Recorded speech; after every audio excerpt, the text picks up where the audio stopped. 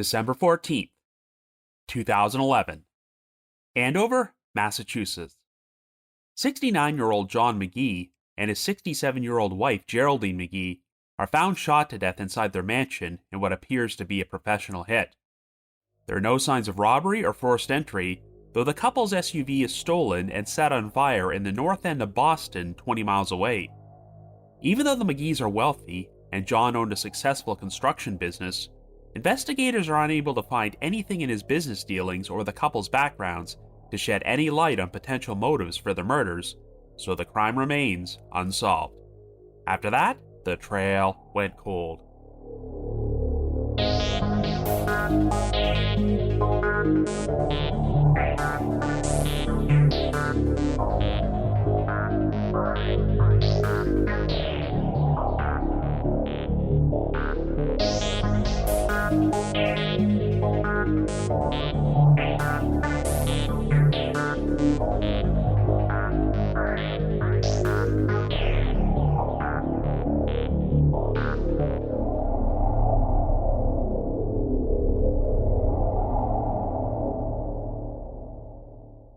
Hello everyone, and welcome to our latest episode of The Trail Went Cold.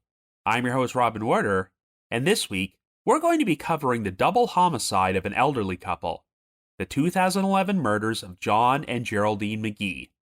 As you probably know, this coming weekend I'm going to be appearing at the True Crime Podcast Festival in Boston, and per tradition, whenever I attend one of these podcasting events, I always like to cover a cold case which took place in the event's host city.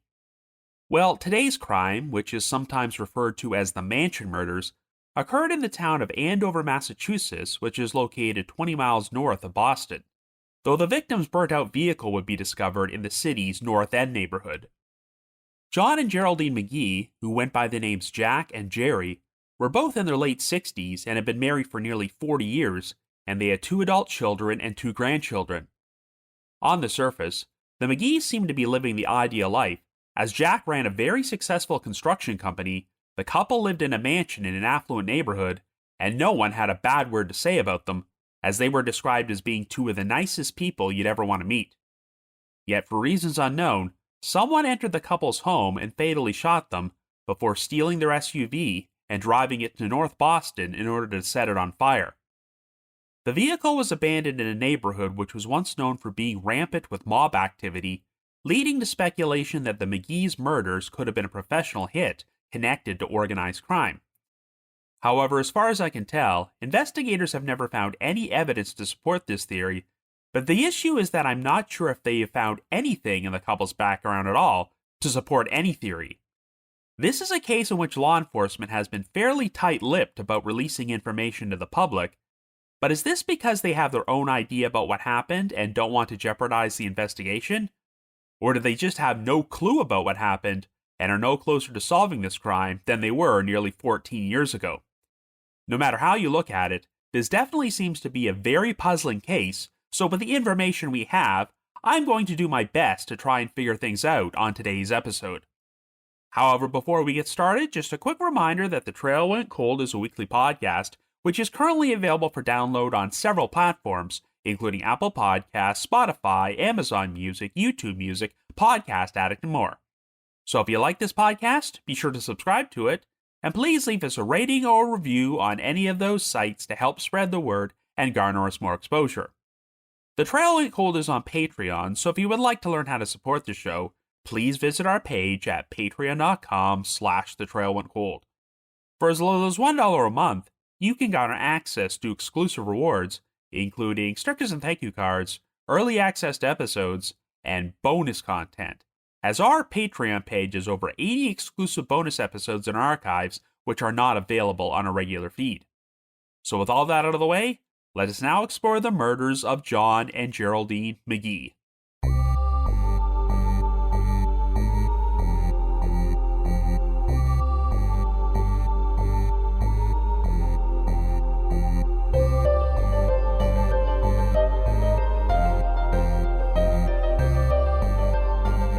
Our story begins in 2011 in Andover, Massachusetts, an historic and affluent town located in Essex County about 20 miles north of Boston, which has a population of around 36,000.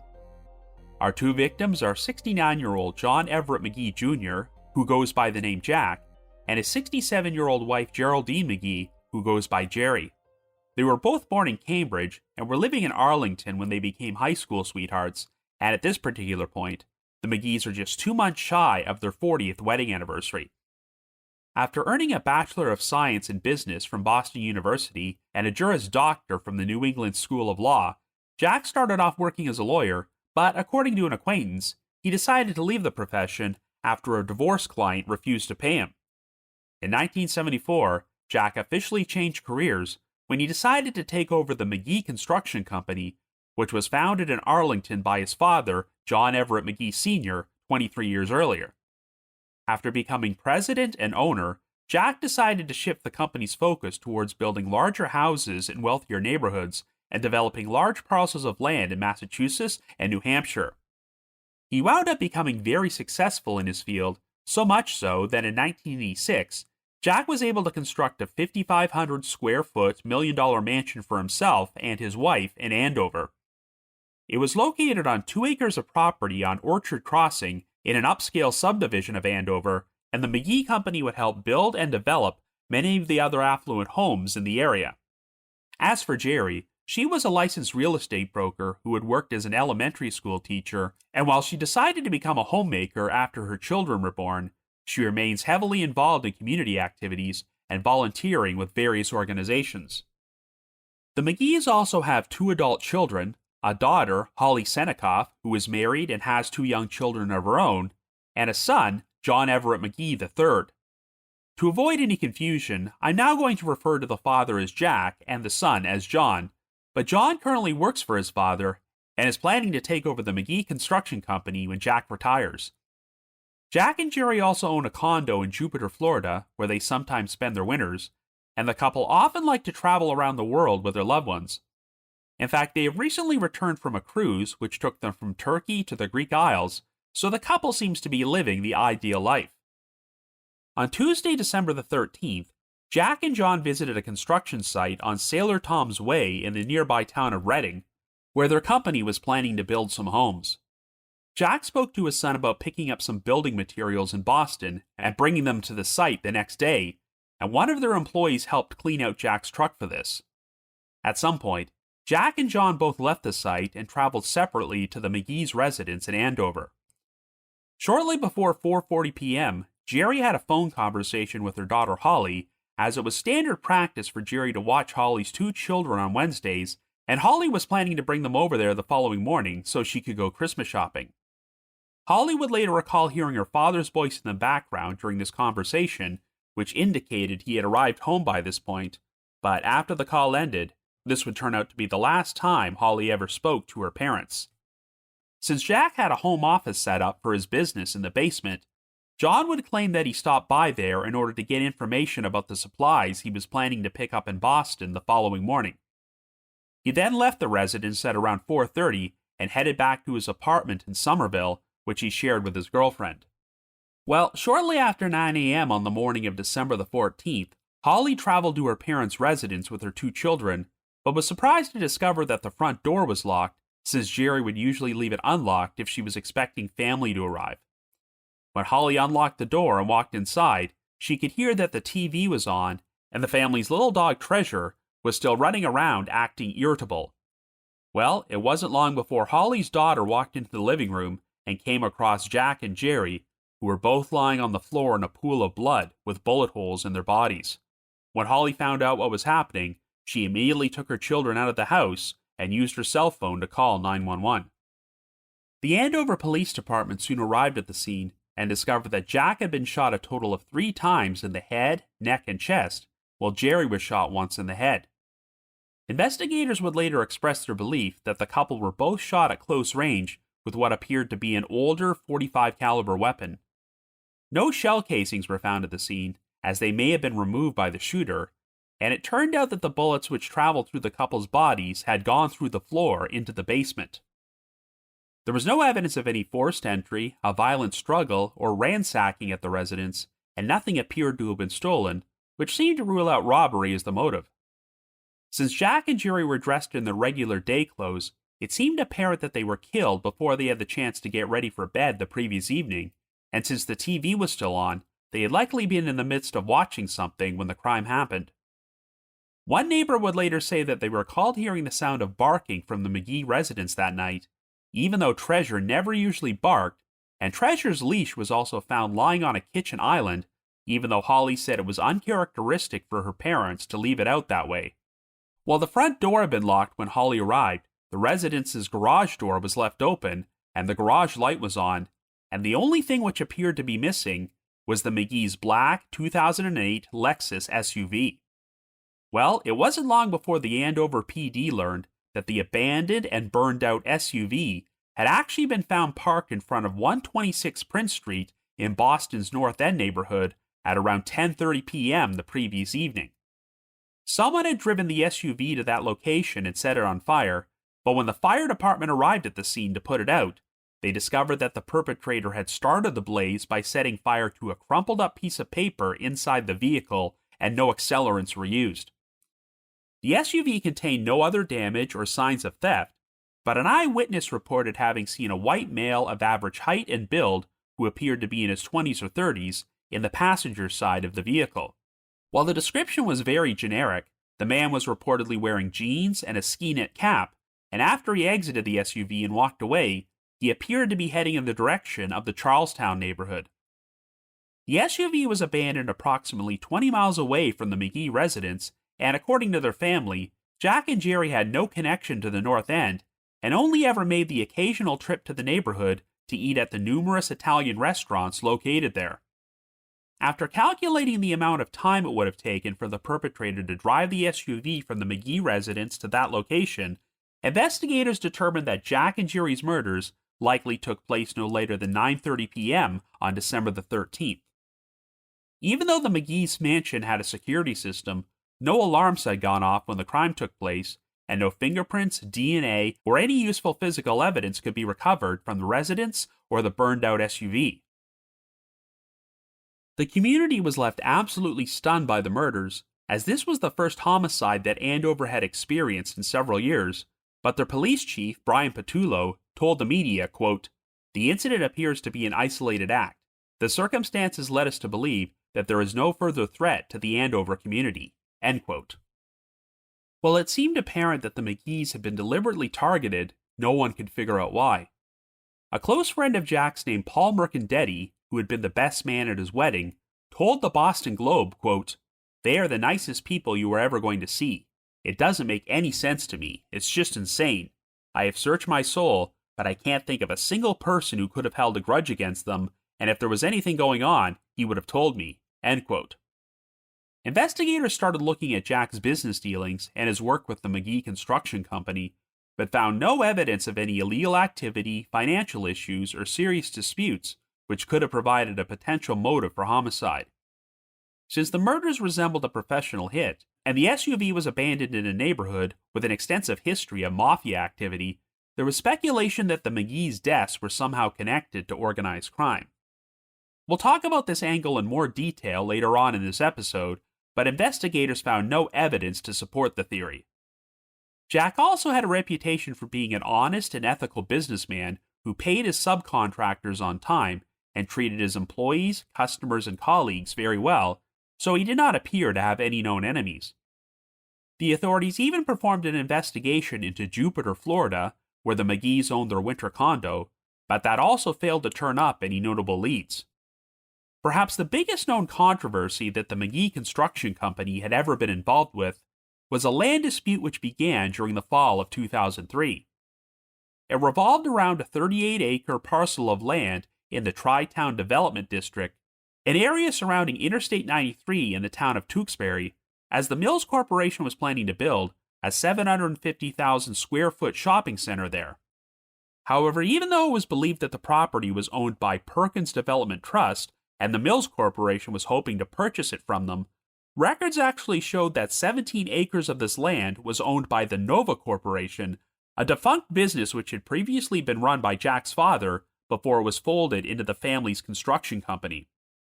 Perkins initially claimed that this listing was an error, but after 2 years of negotiations, an agreement was reached in which they paid Jack for his share of the land. While there was speculation that this dispute could have played a role in the Magees murders, Paul Mercandetti found this to be unlikely and told the press, quote, "There were no hard feelings, everything was on the up and up," end quote.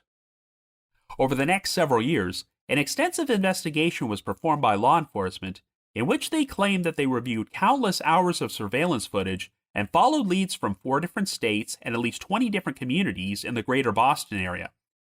Investigators were often very tight-lipped about the case and releasing any information or leads they might have uncovered to the media, though in December of 2015, on the 4-year anniversary of the murders, the Andover Police Department held a press conference in which Essex County District Attorney Jonathan Blodgett stated, quote, "Someone out there knows something. We are asking you to search your memory and your conscience, pick up the phone, and call us," end quote. The 2 Magee children, John and Holly, elected to maintain their privacy and stay out of the spotlight, but in December of 2021, they released this statement to the media, quote, "It's been almost 10 years since the tragic deaths of Jack and Jeri Magee. Our family has lost 10 years of love, smiles, wisdom, support, and happiness with them. For the past decade, we have hoped and prayed for answers and closure to this horrible crime. We support the authorities in their investigation and hope that they will be able to bring this case to a clear conclusion soon. Jack and Jeri will live forever in our hearts and memories.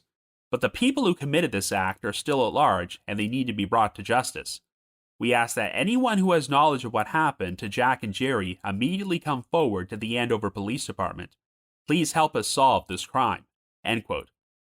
After over a decade of not granting interviews, John and Holly finally agreed to speak with crime reporter Bob Ward of Boston 25 News in May of 2024, though in the interest of privacy, they declined to appear on camera. They recounted their memories of the events leading up to the discovery of their parents' bodies, but continued to maintain that they could not think of anyone who had serious issues with Jack or Jeri or a motive to kill them. So after nearly 14 years, their murders continue to remain unsolved. So I guess you could say the trail went cold.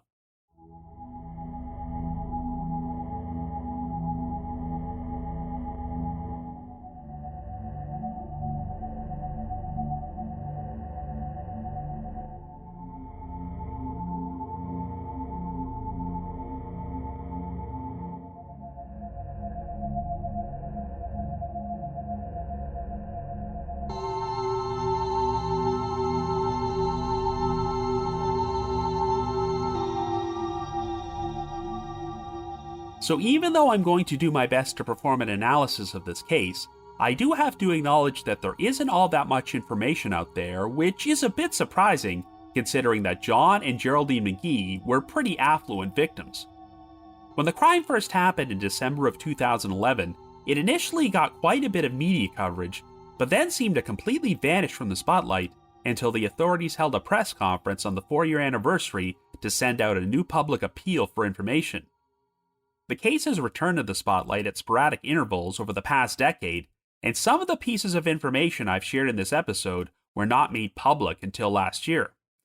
The story has also not been covered on too many true crime podcasts, aside from Detective Perspective, hosted by Derek Levasseur, and The Consult, where some retired FBI criminal profilers provided their own analysis of the potential perpetrator.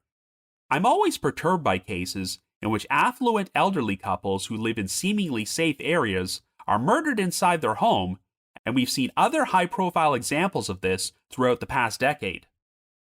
One of these cases is the Lake Oconee murders, which took place in Putnam County, Georgia in May of 2014, in which an 88-year-old man named Russell Dermond was decapitated inside his residence, and his 87-year-old wife, Shirley Dermond, was found weighted down with some concrete blocks in Lake Oconee.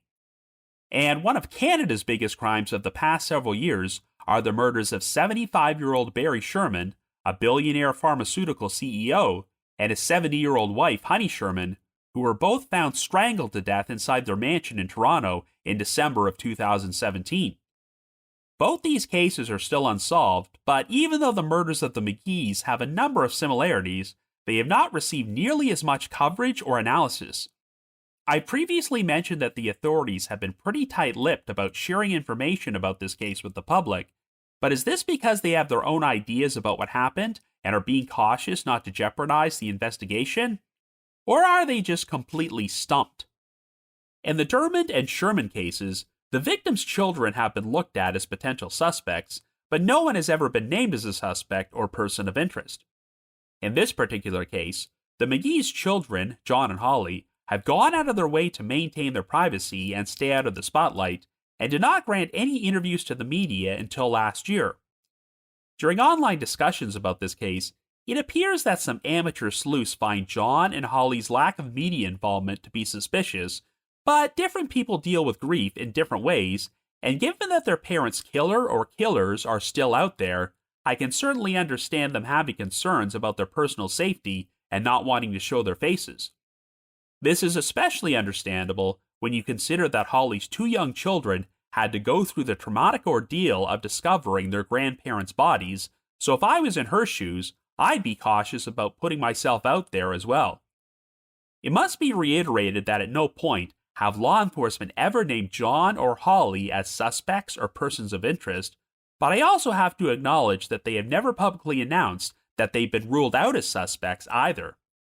Given the lack of forced entry or signs of struggle at the Magee residence, I can see why it would be tempting to believe that Jack and Jeri were murdered by someone they knew and point suspicion towards their kids, though investigators have never indicated that there is any evidence pointing in that direction. Theoretically, if there was involvement from either of the children, I'd be more inclined to believe it was John rather than Holly, as it would be ridiculously messed up for Holly to knowingly bring her children to the murder scene to find the bodies. John was also set to take over his father's construction company, but we don't have any information about how the couple's estate and assets were dispersed, and I haven't heard anything about John or Holly having financial problems or any issues with their parents that could have potentially driven them to murder. So until I hear otherwise, I'm going to assume that neither of the Magee children had any involvement in this crime. But let's look at the timeline. It appears that the last time that Jack and Jeri were confirmed to be alive was between 4:30 and 4:40 p.m. on December the 13th, about 17 hours before their bodies were found, as Holly last spoke to her mother on the phone, and John left his parents' residence after getting some information from his father's office in the basement. Of course, we know that Holly was married and had 2 children, and John lived with his girlfriend at an apartment in Somerville, but investigators have never confirmed if they both had alibis or if their whereabouts could be accounted for during the approximate time period of the murders. We know that the Magee's burning Lexus SUV was discovered on Prince Street in Boston's North End neighborhood at 10:30 p.m., which is about 20 miles from the mansion in Andover. Depending on traffic, it would have taken nearly an hour to drive there, which is why investigators believe that the latest time that Jack and Jeri could have been killed was 9:30 p.m. That would make sense, since the couple was found wearing their day clothes and never got the opportunity to get ready for bed. And since the TV was left on, Jack and Jeri may have sat down to watch something before the killer showed up at their house and shot them. A neighbor also recalled hearing barking that night from the Magee's dog Treasure, which was apparently very uncharacteristic, and since the dog's leash was found on the kitchen island, Jack or Jeri may have been in the midst of preparing to take Treasure for a walk before they were interrupted. Jeri was only shot once, whereas Jack was shot 3 times, which suggested that he may have been the intended target, and Jeri was killed simply because she was a witness. Since the bullets traveled through the floor into the basement, the couple may have been shoved down before they were shot, and it appears that the killer went to the trouble of collecting the shell casings when they left the scene. The front door was locked when Holly arrived the following morning, and given the lack of forced entry, it's possible the killer showed up there that night, and Jack or Jeri opened the door and locked it behind them when they let this person inside. If so, then this lends credence to the idea that the shooter was someone the couple knew and possibly trusted, and they did not have any qualms about inviting them into their house. It's been reported that no fingerprints or DNA were found at the murder scene, but this statement could be interpreted in many different ways. Did investigators mean that all traces of fingerprints or DNA were wiped away, or were they just implying that there were no unidentified fingerprints or DNA that weren't supposed to be there? After all, it wouldn't be unusual for physical evidence belonging to Jack, Jeri, or their children to be at the residence, and given that the crime was a shooting, the killer could have pulled this off without touching anything or leaving any evidence behind. Since the garage door was left open and the garage light was left on, the killer likely used that route to exit the residence when they drove away in the Magees SUV. But of course, their decision to steal the SUV and drive it to the north end of Boston to torch it is definitely the most baffling element of this case. Obviously, if this crime was committed by a sole perpetrator, I can understand them using the SUV as transportation away from the scene, but then how did they travel to the mansion to begin with? It does not sound like there were records of any taxi cabs dropping anyone off in the area that day, and from what I've read, the mansion was at least an hour's walk from the nearest public transit, which would not be an ideal trip to make on a cold December night.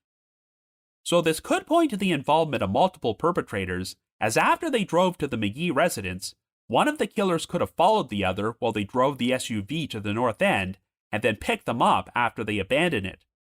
But then again, a witness reported seeing one man emerge from the SUV on Prince Street and walking in the direction of the Charlestown neighborhood, and since this guy was not seen climbing into any other vehicles and no accomplices were seen, perhaps they did act alone after all. The description of the man was about as generic as you can get, as he was apparently of average height and build, appeared to be in his 20s or 30s, and wore jeans and a ski-knit cap, so I'm guessing the witness didn't get a clear enough look to help put together a composite sketch. There are any number of reasons for why the killer could have abandoned the SUV at this particular location, as perhaps he lived in the area, but the big unanswered question is, why did he set the vehicle on fire? If he wanted to destroy potential forensic evidence, why not drive out to a remote rural area rather than a populated neighborhood? And given the circumstances, he got very lucky that no other witnesses saw him or got a better look at his face.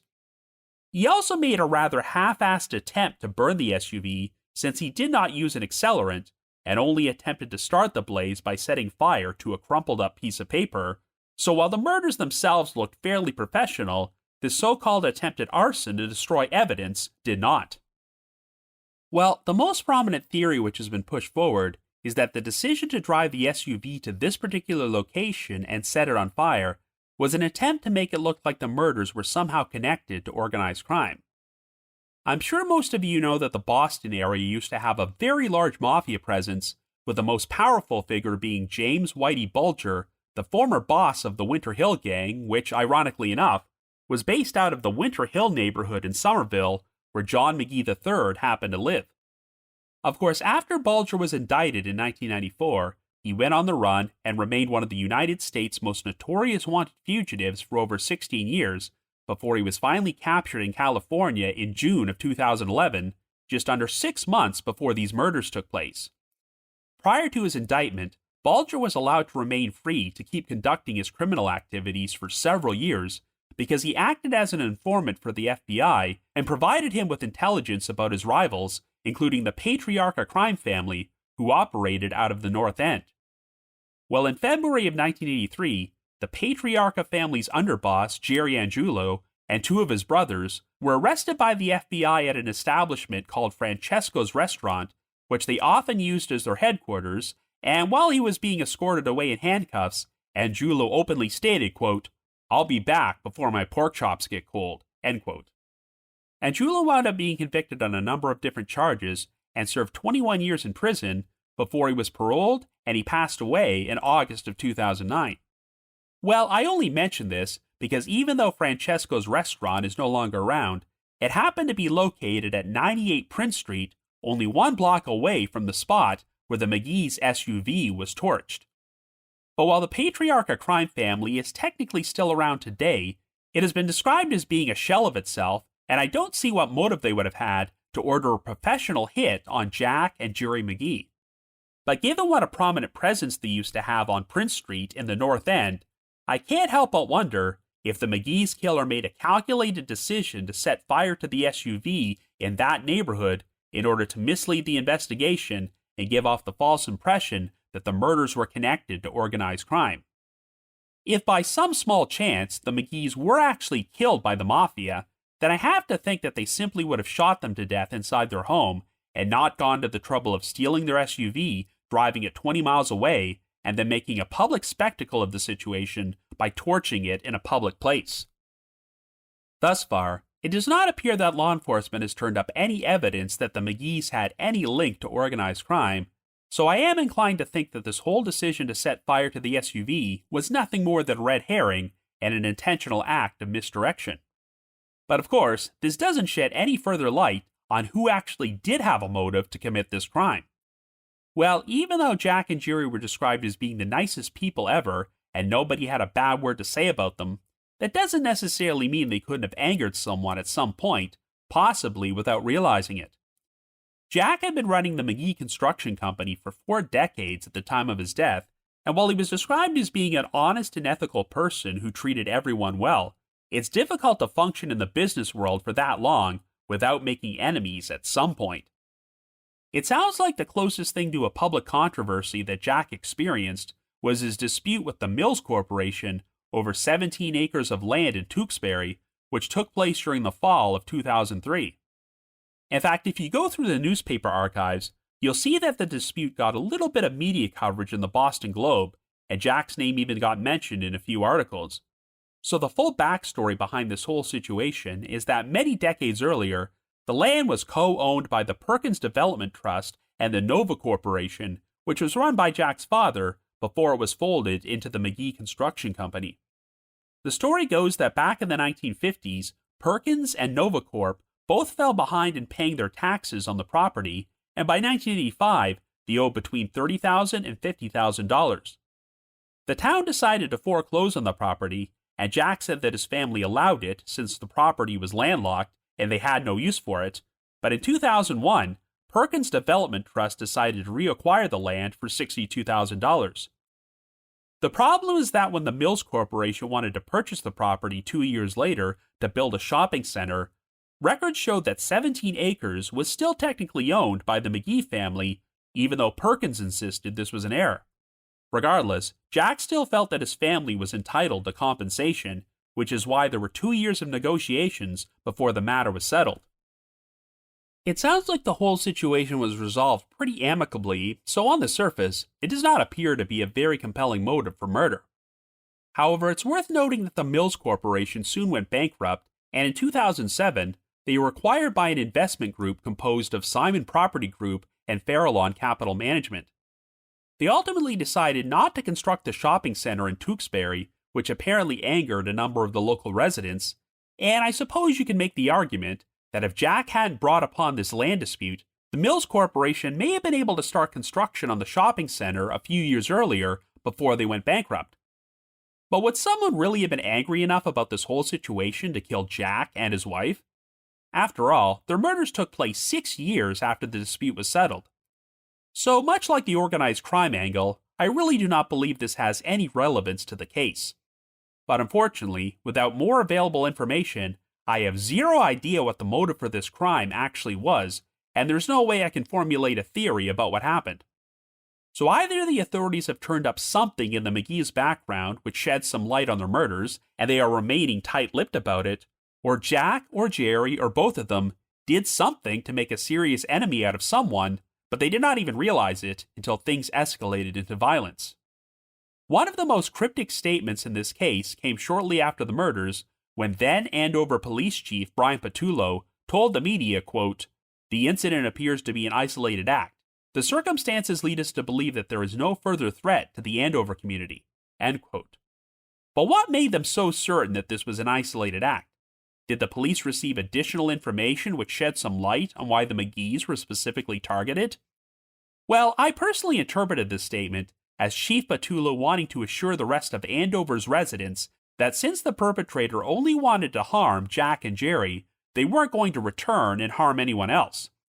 And given that this was an affluent community not used to dealing with violent crime, it makes sense that Patullo would say something like that in order to put everyone at ease. Indeed, the lack of robbery definitely indicates that the Magees were not targeted at random, and this was some sort of personal crime, but I really don't have the slightest idea why, and I do wonder if law enforcement continues to remain just as baffled as the rest of us. The case is definitely a true head-scratcher, and the only way it might achieve a resolution is if someone comes forward with what they know. So if you happen to have any information about the murders of John and Geraldine Magee, please contact the Massachusetts State Police detectives who have been assigned to this case by the Essex County District Attorney's Office at 978-745-8908. That's 978-745-8908. You can also contact the Andover Police Department's anonymous tip line at 978-623-3560. That's 978-623-3560. But if you just have your own thoughts about what happened, feel free to leave me a comment or send me an email to robin.warder@icloud.com. That's robin.warder@icloud.com. Now, the reminder that The Trail Went Cold is on Patreon, so please visit patreon.com/thetrailwentcold to learn how you can support our podcast and become eligible for some pretty neat rewards. Over the past 7 years, our Patreon page has released over 80 exclusive bonus episodes, which are all currently available in our archives for our patrons in tiers 2 and 3. This past month, I released another one of my cinema-themed episodes titled 10 Underrated Crime Films, in which I discussed some of my favorite crime movies which I consider to be overlooked.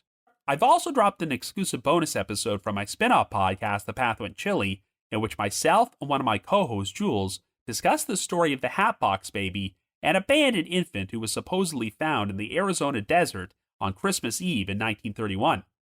And for our patrons in Tier 3, I've recorded another new audio commentary track, which can be played over a classic episode of Unsolved Mysteries, and we now have over 70 of these commentary tracks in our archives. I just wanted to give another shout out to my supporters at the Unsolved Mysteries message board at the Sitcoms Online forum and the Unresolved Mysteries subreddit. I need to provide a big thanks to Miguel Foote, who edits and assembles this podcast together for me, and Vince Nitro, who composes the eerie music you hear on every episode. If you haven't already, you can like us on Facebook, follow us on Twitter and Instagram, or leave us a rating or review on Apple Podcasts, Spotify, Amazon Music, YouTube Music, Podcast Addict, or whatever your favorite podcasting platform is. Anyway, once again, I will be at the True Crime Podcast Festival this coming weekend, and I hope to see some of you folks there. But if not, have yourselves a great week and join us next Wednesday for another brand new episode of The Trail Went Cold.